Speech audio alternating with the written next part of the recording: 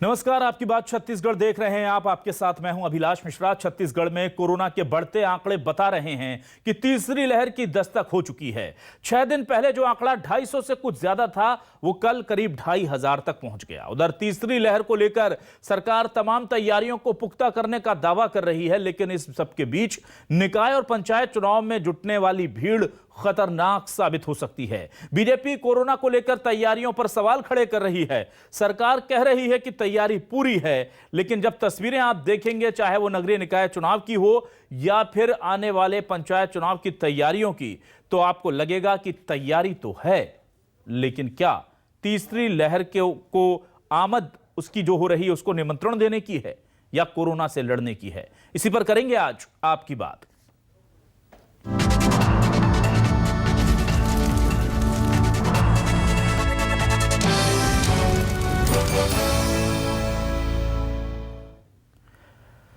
तो आइए सबसे पहले देखते हैं क्या है न्यूज 24 मध्य प्रदेश छत्तीसगढ़ के आज के सवाल। हमारे सवाल बहुत खास हैं क्योंकि कोरोना का ग्राफ बढ़ रहा है। कोरोना का ग्राफ आई, क्या सरकार अलर्ट मोड पर आई?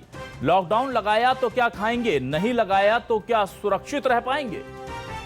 पंचायत चुनाव में हर कोई व्यस्त, कहीं तीसरी लहर कर ना दे हमें पस्त।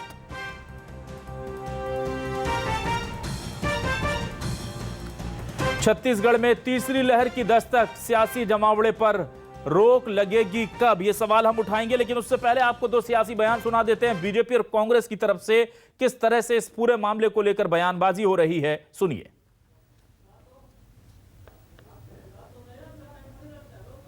आज छत्तीसगढ़ में एक दिन 50,000 तक टेस्टिंग की जा रही है। जब कोरोना उत्सव में डुबो कर रखो, बाकी कोई काम मत करो। तो ये सरकार खाली बड़े बड़े कार्यक्रम और उत्सव कर कर जनता को भुलावे में रखना चाहती है। कोरोना की पिछले एक सप्ताह में ही जो छत्तीसगढ़ में विस्फोट हुआ है, उस विस्फोट से लोगों को बचाने के लिए, लोगों की जीवन रक्षा करने में यह सरकार पूरी तरह असफल साबित हो रही है और लोगों के जीवन की उनको कोई चिंता नहीं है। उनको चिंता है तो राजनीति की चिंता है। प्रतिबंध लगाए हैं, सार्वजनिक समारोहों पर प्रतिबंध लगाया गया है, रात्रिकालीन कर्फ्यू लगाया गया है। भारतीय जनता पार्टी के नेता जो यहाँ पे ज्ञान दे रहे हैं, वे प्रधानमंत्री नरेंद्र मोदी जी को सही समय में ज्ञान दिए होते और बार बार देश के लोग जब आगाह कर रहे थे, तब प्रधानमंत्री नरेंद्र मोदी जी की ज्ञान चक्षु यदि खुले होते, अंतर्राष्ट्रीय उड़ान के समय आने वाले यात्रियों की स्क्रीनिंग की जाती, उनके कोरोना टेस्टिंग की जाती, उनका क्वारंटाइन किया जाता, तो तीसरी लहर का देश में प्रवेश होता ही नहीं।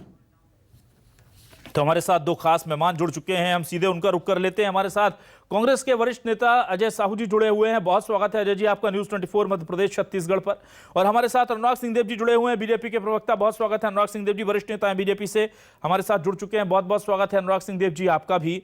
तो छत्तीसगढ़ मुहाने पर खड़ा हुआ है बड़ी आफत के। इस बीच डॉक्टर अनिमेश चौधरी जो MBBS MD है हमारे साथ जुड़ चुके हैं, उनका भी हम स्वागत करेंगे।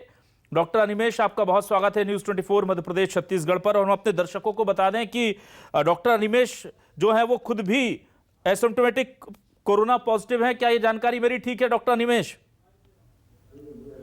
तो बिल्कुल, तो लोगों की सेवा करते करते देखिए हमारे जो रक्षक हैं, डॉक्टर्स हैं, वो भी इसकी चपेट में आ रहे हैं। लेकिन हमें खुशी इस बात की है कि इसके बाद भी इनका जोश आई है और लोगों को जागरूक करने के लिए आज जब हमने उनसे दरख्वास्त की तो वो हमारे साथ जुड़ गए हैं। मैं सबसे पहले अजय साहू जी के पास आता हूं। अजय जी, आपसे जानना चाहता हूं, तैयारी पूरी है ये कहा जा रहा है, लेकिन जो गंभीरता बयानों में दिख रही है वो तस्वीरों में साफ तौर पर नजर नहीं आ रही। चाहे निकाय चुनाव के परिणाम की भीड़ हो, चाहे पंचायत चुनाव की तैयारियों को लेकर कामकाज चल रहा है, तो हमें ऐसा लग रहा है कि सरकार ने, कहते हैं ना कि दिखाने के और खाने के और, इस तरह के दो तरह के इंतजाम कर रखे हैं।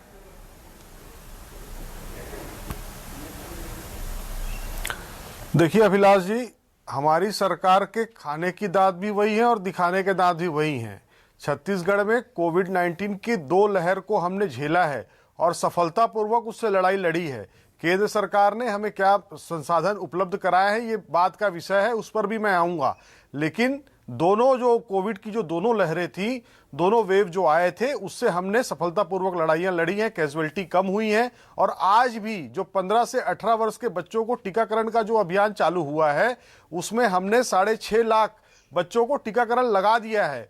223 स्कूलों में 100% टीकाकरण बच्चों को हो चुका है।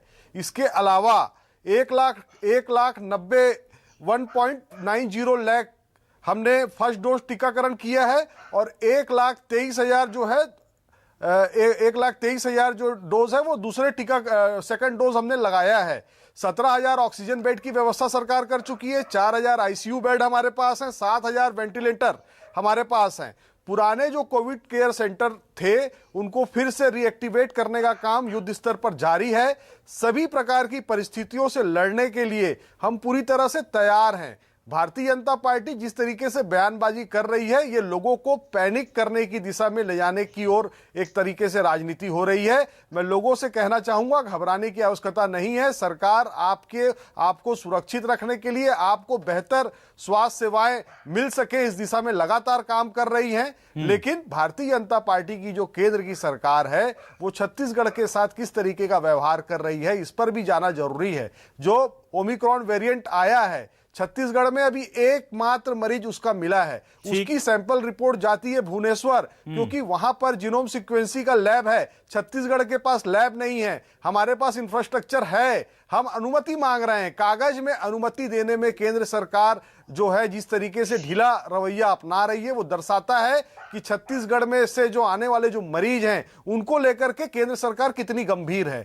जिस तरीके से जब ओमिक्रॉन वेरिएंट के देश में दस्तक शुरू हुई थी, माननीय मुख्यमंत्री भूपेश बघेल जी ने कहा था कि अंतर्राष्ट्रीय जो हवाई अड्डे हैं वहां से जो विदेशों से यात्रा करके यात्री आ रहे हैं उनकी वहीं पर जांच की जाए और वहीं पर उनको क्वारंटाइन की व्यवस्था की जाए। पहले बार भी हमने कहा था, सेकंड वेव में भी कहा था और इस बार भी कहा था, लेकिन 3 लहर कोविड-19 की इस देश में आ जाती है।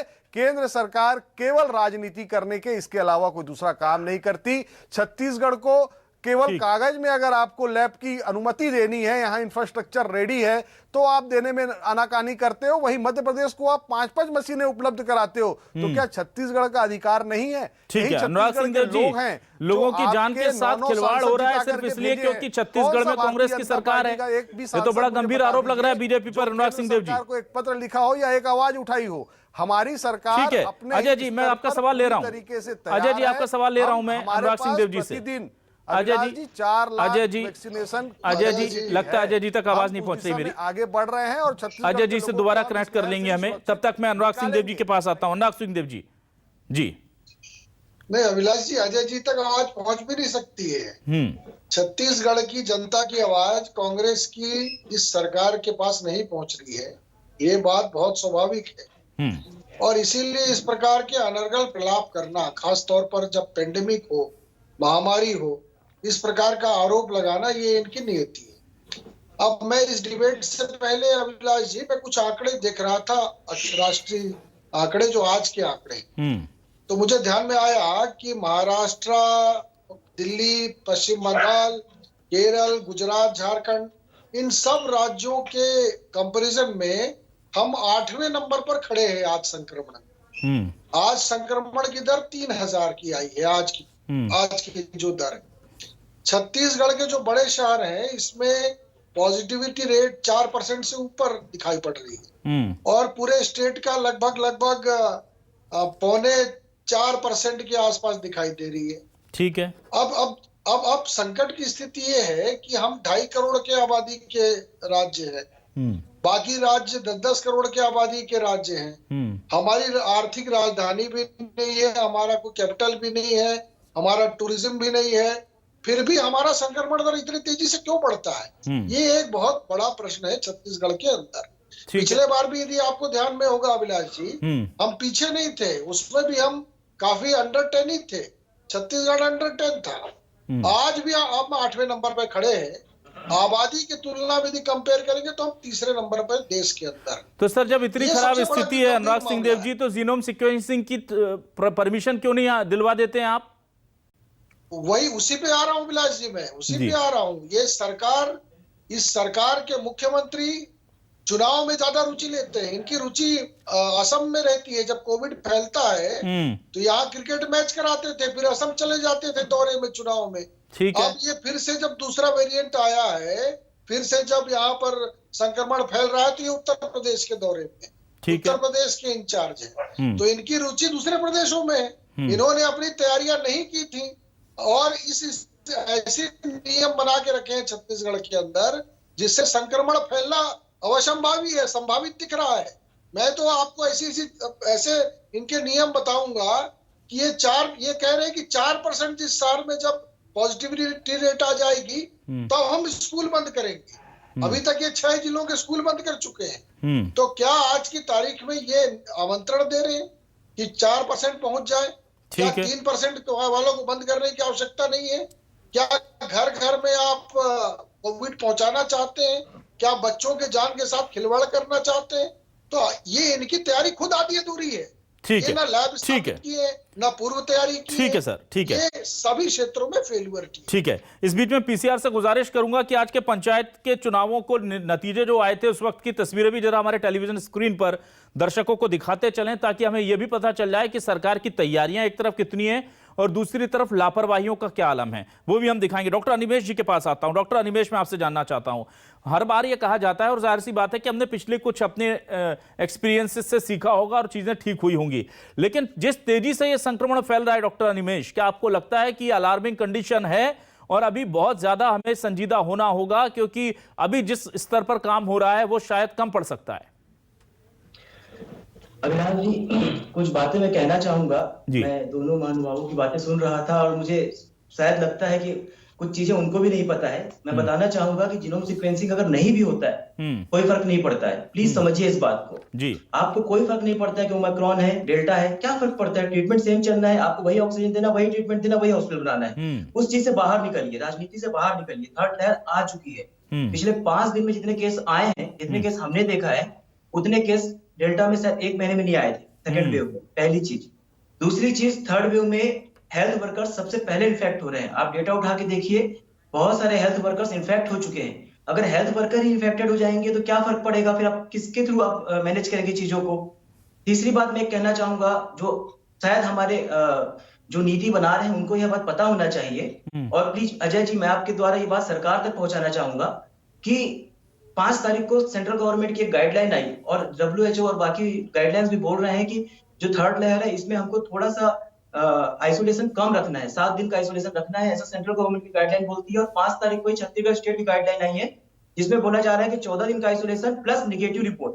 निगेटिव RT-PCR रिपोर्ट को कोई नहीं मांग रहा है। अगर आपको एक बार कोविड हो गया है तो हो सकता है कई बार आपकी पॉजिटिव रिपोर्ट लंबे समय तक आए। तो मैं आपसे हाथ जोड़ के निवेदन करना चाहूंगा अजय जी, प्लीज ऊपर वालों तक यह बात पहुंचाइए और हमारी गाइडलाइन आधुनिक कीजिए, जो अभी मॉडर्न के हिसाब से बनाइए। आइसोलेशन पीरियड थोड़ा कम कीजिए और RT-PCR नेगेटिव की रिपोर्ट कम कीजिए। लास्ट टाइम हमको बहुत दिक्कत गई थी इससे। सिचुएशन अभिलाष जी बिल्कुल अलार्मिंग है। मैं एक्चुअली मैं इस माध्यम से कुछ चीजें पहुंचाना चाह रहा हूँ। बिल्कुल बताइए सर। जो बातें हो रही हैं, जो भी चर्चा हो रही है, उन चर्चा से कोई फायदा नहीं होना है। जीनोम सीक्वेंसिंग से कोई फायदा नहीं होना है, डेटा क्रिएट करने से कोई फायदा नहीं होना है। कोविड में डेटा काम नहीं आता, कितने % पॉजिटिविटी है, कितने % क्या है, फैल चुका है। 5 दिन के अंदर ही जो केसेस हैं बहुत ज्यादा है। और प्लीज बिल्कुल सही समय आप हॉस्पिटल, स्कूल, रैलियां सब बंद कर दीजिए।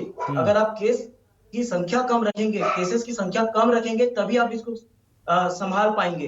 अभी जितने भी केसेस आ रहे हैं अधिकतर माइल्ड है, पर यह कब विकराल रूप धारण कर लेगा बिल्कुल पता नहीं लग पाएगा और आप नहीं संभाल पाएंगे। एक बात मैं और कहना चाहूंगा, बात कही गई कि फर्स्ट और सेकेंड वेव को हमने सफलतापूर्वक झेला है। आप जानते हैं हमने सफलतापूर्वक इस पे हासिल नहीं किया है। वेव्स अपने आप खत्म हुई है। हम घुटनों के बल आ गए थे सेकेंड वेव के समय। पूरा भारत, ना केवल छत्तीसगढ़, पूरा भारत, पूरी दुनिया घुटनों के बल आ गई थी। कोई इससे नहीं जीत पाया था जी। बिल्कुल। तो इस बात से बाहर निकल जाइए, थर्ड वेव में भी हम ऐसे ही हो जाएंगे। बिल्कुल। तो जाहिर सी बात है अजय साहू जी, मैं तस्वीरें भी दिखा दे रहा हूं आपको, ताकि इस बात को लेकर के बिल्कुल स्पष्ट ये चीजें रहें कि तस्वीरें जो बयां कर रही हैं वो उन बातों से बिल्कुल अलग है जो सुशील आनंद शुक्ला जी कह रहे थे या जो दूसरे नेता कह रहे थे, आप कह रहे थे कि हम पूरी तरह तैयार हैं। वो तस्वीरें हम दिखा रहे हैं, एक बार फिर जरा तस्वीरें दिखा दें। मेरी दरख्वास्त है कि ये जो तस्वीरें हैं, ये तस्वीरें पंचायत इलेक्शंस या नगरीय निकाय के जो इलेक्शंस के रिजल्ट आए थे उसके बाद की ये तस्वीरें आप देखिए। उन तस्वीरों को हम देखेंगे कि किस तरह से वहां भीड़ भाड़ है, किस तरह से लोग एक दूसरे के पर धक्का मुक्की कर रहे हैं। और ये नगर पालिका परिषद और वहां पर जहां पर स्वास्थ्य को लेकर के नीतियां बनाने वाले, जागरूक करने वाले लोग बैठते हैं, वहां की तस्वीरें। इसमें बीजेपी और कांग्रेस दोनों हैं। तो क्या आपको लगता है कि एक तरफ आप दिशा निर्देश जारी कर दें और दूसरी तरह इस तरह से छूट दे दें अजय जी, तो फिर हम क्यों ना सवाल खड़े करें, हमें क्यों ना चिंता हो अपने भविष्य की, छत्तीसगढ़ के लोगों की जान की? आप मुझे बताइए।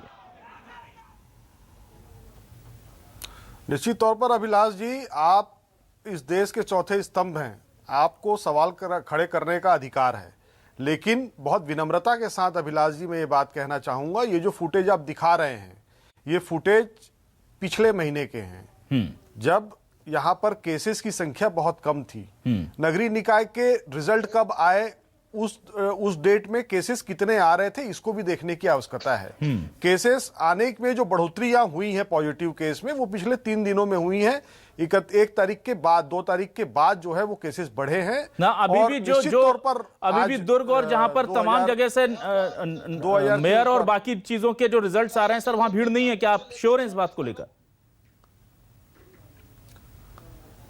निश्चित तौर पर माननीय मुख्यमंत्री जी ने स्पष्ट निर्देश दिए हैं अभिलाष जी कि जहां पर भी अब शपथ ग्रहण समारोह होने हैं वहां पर केवल पार्षदों को ही आने की अनुमति होगी और उनका शपथ ग्रहण यही होगा। तो मैं कहना चाह रहा हूं सर, अनावश्यक भीड़ कि आपके दिशा निर्देश बिल्कुल कहीं ना सही लगाई जाए, इसके लिए प्रशासन को स्पष्ट दिशा निर्देश दे दिए गए हैं। हमने मास्क नहीं पहनने वालों के खिलाफ भी हमने कार्रवाइयां की हैं और हमारे लोग, नगर निगम के लोग जो है सड़कों पर खड़े होकर लोगों को अवेयर कर रहे हैं। चालान काटने के साथ साथ उनको मास्क भी प्रदान किया जा रहा है ताकि आप अपने जान माल की रक्षा और अपने आप को सुरक्षित रखने की दिशा में आप सचेत रहें। सरकार पूरी तरीके से इस महामारी से निपटने के लिए तैयार है। कुछ जो फुटेज आप दिखा रहे हैं ये पुराने हैं, तब केसेस नहीं थे, मैं फिर से कहना चाहूंगा। और भारतीय जनता पार्टी को राजनीति करने के बजाय केंद्र सरकार से यहां पर जीनोम सीक्वेंसिंग की जो लैब की जो अनुमति है वो दिलाने की दिशा में काम करना चाहिए। पिछले बार सेकेंड वेव में जो वेंटिलेटर आए थे हमारे पास, वो वेंटिलेटर चालू ही नहीं हो पाए। केंद्र सरकार ने जो पीएम केयर फंड से भेजे थे उसमें से बहुत सारे वेंटिलेटर चालू ही नहीं हो पाए। कंपनियों के जो सर्विस सेंटर हैं वहां पर फोन लगाने पर कोई फोन रिसीव करने वाला नहीं है। तो किस तरीके से इस जो आपदा में अवसर तलाशने का काम जो भारतीय जनता पार्टी की केंद्र की सरकार ने किया है, इसको भी छत्तीसगढ़ के लोगों ने देखा है। इस तरीके से हमने बाहर से लोगों को बुलाया और कोविड-19 के दोनों लहरों को, जहां पर आपको याद होगा अभिलाष जी, यही वो छत्तीसगढ़ है जहां डॉक्टर रमन सिंह की सरकार थी और ऑक्सीजन की कमी से सामान्य परिस्थितियों में 5 बच्चों की जान डॉक्टर भीमराव। ठीक है अजय जी, ठीक है। दूसरी लहर को आप सर अजय जी, दूसरी लहर को कोई भी उपलब्धि के तौर पर देखे हम तो नहीं देखते। हमने देखा है छत्तीसगढ़ और पूरे देश के क्या हालात थे, हम उससे सफलता नहीं मांग सकते। सॉरी सर, दूसरी लहर में जो छत्तीसगढ़ की जनता के साथ हुआ हमने जल्दी कवर कर लिया, हमने कम कैजुअलिटी तो हुई ना सर, परेशान तो रहे ना लोग। तो इसलिए मैं अनुराग सिंह देव जी लेकिन आपके पास आता हूं। मुझे ऐसा लगता है कि कोरोना के मामले पर सब एक दूसरे की तरफ उंगली कर देते हैं कि आपने जिम्मेदारी नहीं निभाई। पीएम मोदी जब रैली करने जा रहे हैं तब कोरोना को लेकर के दिक्कत नहीं है, आप भूपेश बघेल जी के लखनऊ के दौरे को लेकर के कह देते हैं। तो जाहिर सी बात है कि जब सियासी फायदे नफे नुकसान होते हैं तो कोरोना वोरोना सब एक तरफ, लेकिन जब लोगों के लिए आता है तो डंडा पकड़ा के खड़ा कर दिया जाता है लोगों को लिए। तो ये डबल स्टैंडर्ड क्यों है सर? हम देख रहे हैं कि जहां भी भीड़ लग रही है वो सियासी कारणों से लग रही है, राजनीतिक आयोजन है वो खालिस। स्कूल बंद करने से 3 महीने पहले, कम से कम 1 हफ्ते पहले तो मुझे लगता है कि सियासी आयोजनों पर रोक लेनी, सबसे पहले अगर किसी आयोजन पर रोक होनी चाहिए तो सियासी आयोजन पर होनी चाहिए सर। अभिलाष जी, माननीय प्रधानमंत्री जी की जो भी रैलीज थी वो आने वाले समय के लिए स्थगित कर दी गई। और मैं आपको इसीलिए आज बताना चाहता हूं कि आज उत्तर प्रदेश में 2400 केसेस आए हैं आज की तारीख। छत्तीसगढ़ 3000 में है। 24 करोड़ का 25 करोड़ का उत्तर प्रदेश, 2400 पॉजिटिव केस आए हैं सर। तो ये इससे स्पष्ट होता है कि उन राज्यों में संक्रमण अंडर कंट्रोल है। छत्तीसगढ़ 2.5 करोड़ की आबादी का राज्य है। यदि यहाँ पर अनकंट्रोल हो रहा है तो इसकी फेवरिटी किसको मानी जाए? मैं वही तो देख रहा था, आपको मैंने शुरू में बताया कि ये जो अत्यधिक संक्रमित राज्य है इसमें महाराष्ट्र, दिल्ली, वेस्ट बंगाल, केरला, 4000 गुजरात में है, गुजरात में भी ले रहा हूं मैं। तो इस तरीके के रेट से सर झारखंड 3300 है, 3000 छत्तीसगढ़ है। तो इसमें जो स्प्रेडर राज्य है इस पर अंकुश लगाने की जरूरत है, यहाँ पे प्रतिबंध लगाने की आवश्यकता है, यहाँ पर कदम उठाने की आवश्यकता है। तो इनको सारी चीजें तो कांग्रेस को केंद्र सरकार से चाहिए, ये अपना दायित्व निर्वहन कर नहीं रहे, उल्टा ठीकरा जो है वो केंद्र की सरकार के ऊपर फोड़ते हैं। तो कुल मिलाकर ये अपने गिरेबान में झांके और अपने यहाँ अपने स्टेट में कैसे कंट्रोल किया जा सकता है, इस पर विचार करें। सामूहिक रूप से इस लड़ाई लड़नी है।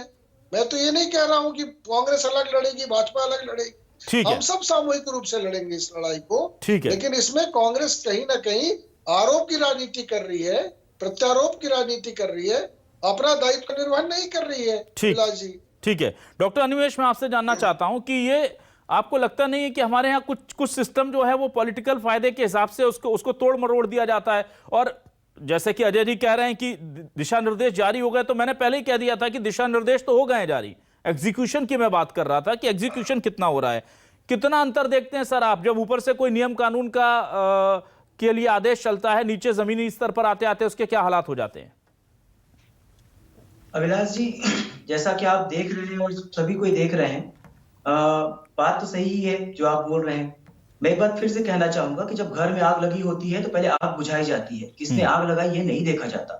चाहे किसी भी राजनीतिक पार्टी से आपको लगता हो कि आग लगी हो, पर पहले आग बुझाइए। देश में फिर से कोरोना फैल गया है। यह बात जैसा आपने कही, अगर प्रधानमंत्री जी की जो भी सुरक्षा में दिक्कत आई, सबसे पहले बात यही उठनी चाहिए थी कि वो रैली करने क्यों जा रहे हैं, क्योंकि बात क्लियर थी कि थर्ड लहर आ चुकी है। और हमारे यहाँ पे जो बाकी समय भी छत्तीसगढ़ में कुछ चुनावी रैलियां हो रही है, उसको भी नहीं होना चाहिए। आप सभी से निवेदन है, इनको बंद कीजिए, नहीं हो पाएगा। एग्जीबिशन की जो बात है, आप जो भी डेटा की बात कर रहे हैं, छत्तीसगढ़ में टेस्ट ज्यादा हो रहे हैं इसलिए हमारे पास केस ज्यादा आ रहे हैं। कुछ राज्यों में टेस्ट ज्यादा नहीं हो रहे हैं इसलिए उनकी पॉजिटिव रेट कम है अनुराग जी, पर हर जगह केस बहुत तेजी से बढ़ रहे हैं। इस मुगालते से बाहर निकल जाइए। हम लोग इस पॉलिटिकल डिबेट से कुछ नहीं पाएंगे।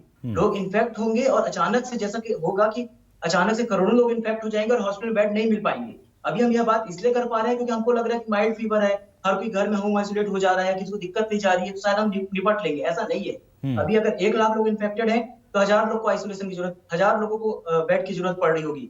और जब 1 करोड़ लोग इन्फेक्ट हो जाएंगे तो 1 लाख लोगों को बेड की जरूरत पड़ेगी, फिर हमारा सिस्टम कोलैप्स कर जाएगा।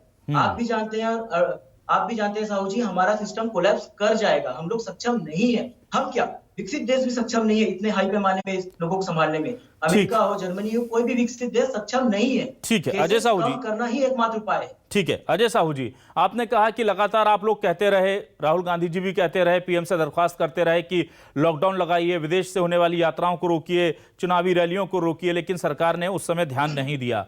अब सर हम देख रहे हैं कि तीसरी लहर की आहट है और वही पूर्वानुमान अभी आपको लगा लेना था, ऐसी उम्मीद थी, पर अभी भी देखिए सीएम भूपेश जी जा रहे हैं ना रैलियों में, तमाम कार्यक्रम चल रहे हैं ना छत्तीसगढ़ में।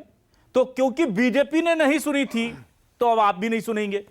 तो पहले 2 लहर जो है हम बीजेपी की गिफ्ट समझ लें, और अगर तीसरी लहर में कुछ होता है तो उसे कांग्रेस का तोहफा मान लें क्या?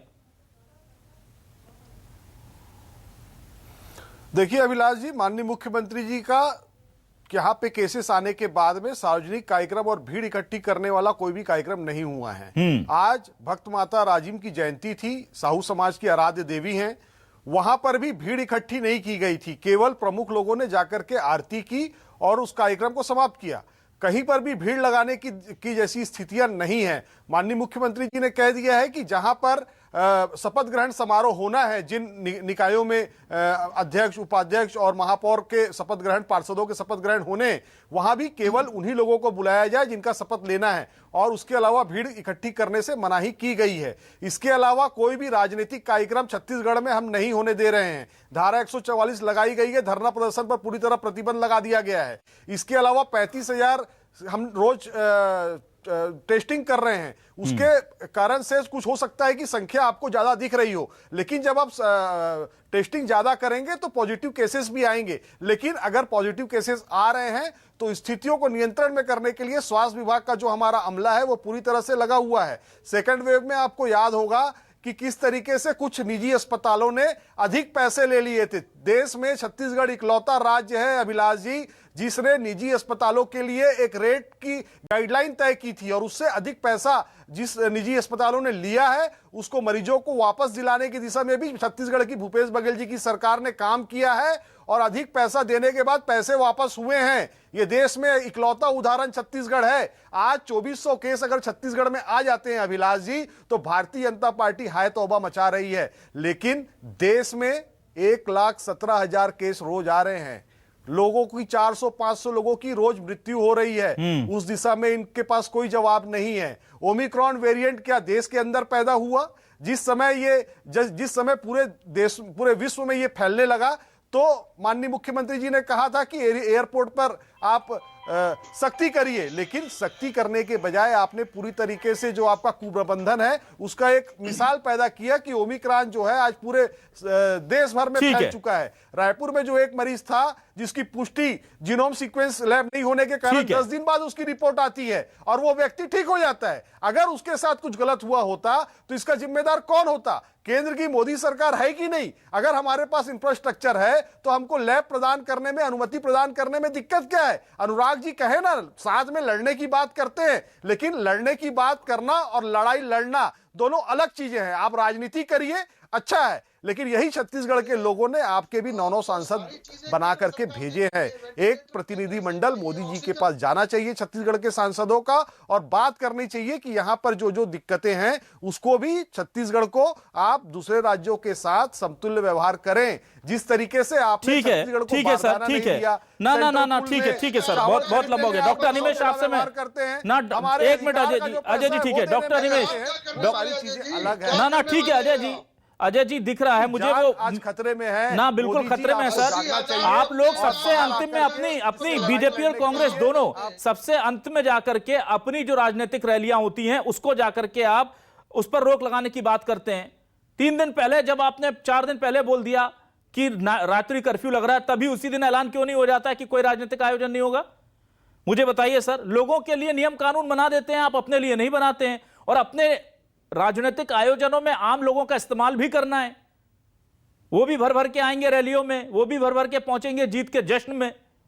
तो इस तरह से चाहे बीजेपी हो या कांग्रेस, जितना जनहितैषी दिखने का दावा आप लोग करते हैं, क्या वाकई में उतने हैं?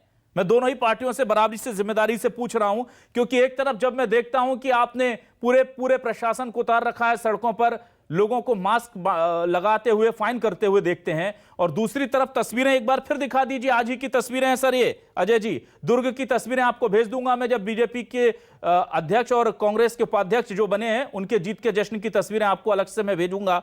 वो तस्वीरें भी देख लेंगे लोग हमारे, तो समझ जाएंगे कि आपके दावे और वो जो है आम जनता के लिए चल रहे हैं, सियासत ने कैसी छूट दे रखी है उन लोगों को, वो भी दिखाऊंगा। यहां देखिए, ऐसा लगेगा सब बंद है, लेकिन अब आपको वो तस्वीरें दिखा देता हूं जो जीत के बाद की हैं। ये देखिए, ये तस्वीरें हैं सर। तो ये कथनी और करनी, ऑर्डर और एग्जीक्यूशन, ये जो अंतर है सर, इसे खत्म कीजिए। छत्तीसगढ़ की जनता, देश की जनता के जानमाल का सवाल है। थोड़ा सा राजनीति बंद कर दीजिए, आयोजन बंद कर दीजिए, बाकी तो सब बंद है ही। कोरोना ने किसी लायक छोड़ा नहीं, लगता है कि सियासत उससे भी ज्यादा बुरी तरह से निपटाने के मूड में है। बहुत बहुत शुक्रिया अदा करूंगा अजय साहू जी, डॉक्टर अनिमेश जी, अनुराग सिंह देव जी, आप सभी मेहमानों का इस डिबेट में हमारे साथ शामिल होने के लिए, तमाम दर्शकों का भी शुक्रिया।